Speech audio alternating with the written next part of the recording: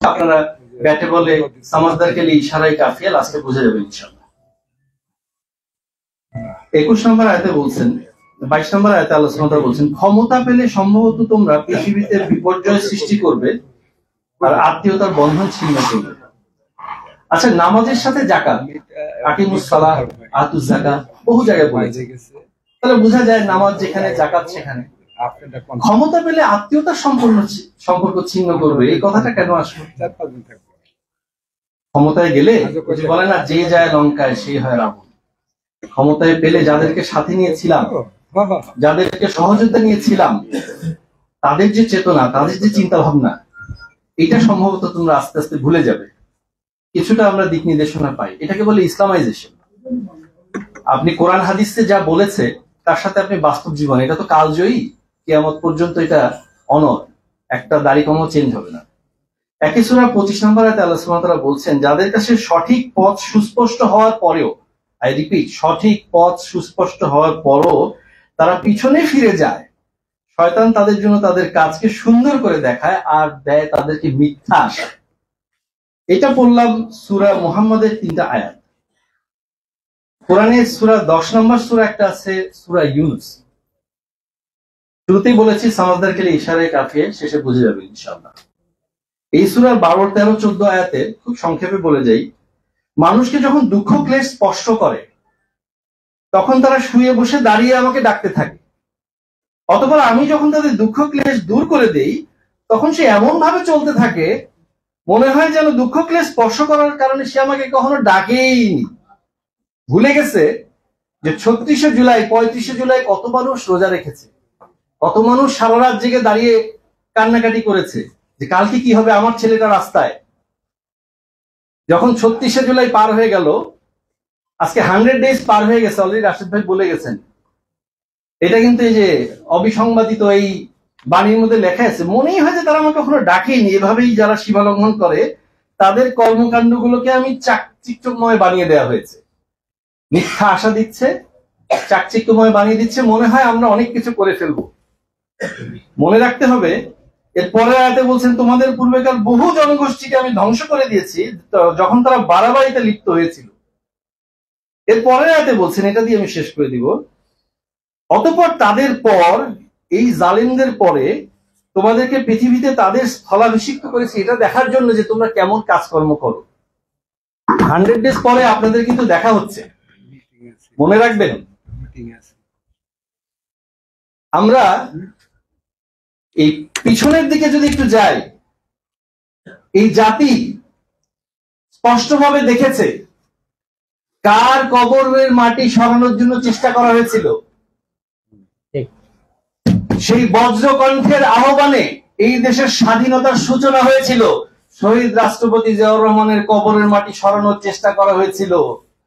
যেই পালের গোদা শেখ হাসিনা খুনি মাফিয়া এই চেষ্টা করেছিল, সেই দেশের মাটিতে কবরের মাটি পাবে কিনা আল্লাহু আলাম, সন্দেহ আছে।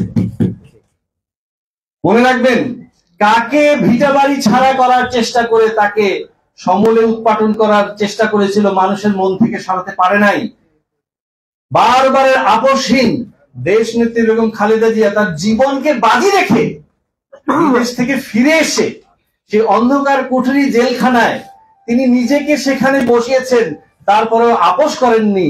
তাকে বাড়ি ছাড়া করার চেষ্টা করেছেন, কিন্তু নিজেরা দেশ থেকে পালের গোদা তার দলবল সহ দেশ থেকে পালিয়েছে, এখনো পালাবার পথ খুঁজছে।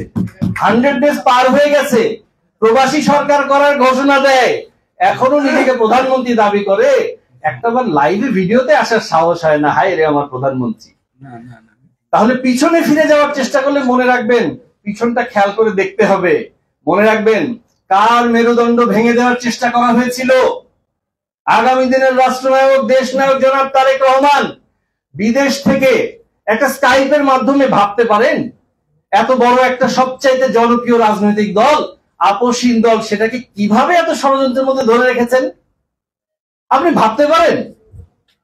এটা ইমানের দাবি। আপনি যতই আমার কাছে থাকুন, যতই সংগ্রাম করুন, আপনার পদস্খলন হলে আপনার জায়গা নাই, এটাই ইমানের দাবি। আপনি ভাবতে পারেন 17 বছর ধরে তার সাথে সংগ্রাম করেছেন, তার নির্দেশনায় সংগ্রাম করেছে, এখন তার পদস্খলন দেখার পরে সাথে সাথে বহিষ্কার করে দিচ্ছেন। এটা কি খুব আনন্দ নিয়ে করছেন? তার অন্তরে সেই কষ্ট হচ্ছে না? প্রতিদিন 2 দিন 3 দিন পর পর দেখবেন বাংলাদেশ জাতীয়তাবাদী দল বিএনপির মিডিয়া সেল থেকে দেওয়া হচ্ছে অমুক বহিষ্কার, অমুক অব্যাহতি দেওয়া হয়েছে, অমুককে সমস্ত পদ থেকে অব্যাহতি। এটা খুব আনন্দ নিয়ে দিচ্ছেন। This is call backbone. এটাকেই বলে ইমানের দাবি। আপনি যতই আমার সাথে থাকুন, যখনই আপনার পদস্খলন হয়েছে, যখনই আপনি লেজুর বৃত্তি, চাটুকারি এবং চাঁদাবাজি এবং আরো অন্যান্য নিজের পরিচয়কে আপনি ভুয়া পরিচয় দিয়ে আপনি দলের মধ্যে বিশৃঙ্খলা সৃষ্টি করছেন, সাথে সাথে you are no more, you are out of my box. এই হলো সেই মেরুদণ্ড, যার মেরুদণ্ড ভাঙার চেষ্টা করেছেন। সেই মেরুদণ্ডের উপর আস্থা রেখে, আল্লাহর উপর ভরসা করে কালকেই ভোট দিয়ে দেখেন এই দেশ ও জাতি তার আশায় একটা বুক বেঁধে আছে যে এই জাতি এবং এই দেশকে একটা সমৃদ্ধশীল জাতিতে পরিণত করবে। এই জন্য আবারও বলছি, দেখুন আপনার সাথে আমাদের কোনো বিরোধ নাই। সূরা মুহাম্মদ, সূরা ইউনূস, এই দুটাকে আর যোগ দিয়ে বলতে হবে না। আপনারা একটু এইটাকে একসাথে করে এই দুটা সূরা একটু পড়ার চেষ্টা করুন, দিক নির্দেশনা পেয়ে যাবেন ইনশাআল্লাহ। সবশেষে একটা জিনিস বলে যাই, সেটা হলো আপনার সাথে আমার ডিফারেন্স অফ অপিনিয়ন থাকতেই পারে। ডিফারেন্স অফ অপিনিয়ন থাকতে হলে নীতিটা কি সেটা একটু বলে শেষ করে দিই। সূরা আল ইমরানের 64 নম্বর আয়াতে বলছেন, কুল ইয়া আহলাল কিতাব, বলে দাও তুমি নিজেই, হে আহলে কিতাব, তাআলাউ ইলা কালিমাতিন সাওয়াইন বাইনানা ওয়া বাইনাকুম, কাম ইনটু কমন টার্মস। তোমার সাথে আমার সাথে কিছু কমন টার্মস আছে, সেটা নিয়ে আসো, আলাপ করি। আপনার সাথে আমার সাথে যত ডিফারেন্স অফ অপিনিয়নই থাকুক, আপনার সাথে আমার সাথে কমন টার্মস হলো ভোটাধিকার। গত 17 বছর ধরে মানুষ ভোট দিতে পারেনি। আপনি একটা বাচ্চা ছেলেকে জিজ্ঞেস করেন যে ভোটার হয়নি, সেও বলবে সবার মধ্যে একমাত্র কমন টার্মস হলো ভোটাধিকার। এত কিছু বলার পরেও যদি আপনি মুখ ফিরিয়ে নেন, এবার সকলে মিলে বলো ইশহাদু বিআন্না মুসলিমুন, যে আমরা আমাদের আত্মসমর্পণ করেছি, আমরা যা বলার বলেছি, so we are free from the consequences. আপনি কিন্তু কনসিকুয়েন্স ফেস করতে হবে। সবশেষে একটু বলে যাই, আপনার যে অর্জন আছে, নন গভর্নমেন্ট থেকে গভর্নমেন্ট অ্যাটিটিউডে ফিরে আসুন। জাতির অভিভাবক হিসাবে গভর্নমেন্ট, এই পিপলস রিপাবলিক অফ বাংলাদেশ, গণপ্রজাতন্ত্রী সরকার, এই অ্যাটিটিউডে ফিরে আসুন। মানুষের ভোটাধিকার ফিরিয়ে দেওয়ার দিকে যান এবং এই 90% মুসলমানের দেশে, এই 16-17 কোটি ইমানদারের দেশে, এই মুসলিমের আঘাতে, মুসলিমের অন্তরে আঘাত লাগে, এই ধরনের লোকজনকে আপনারা আপনাদের সাথে একত্র করবেন না। এটা আমরা আমাদের নসিহা।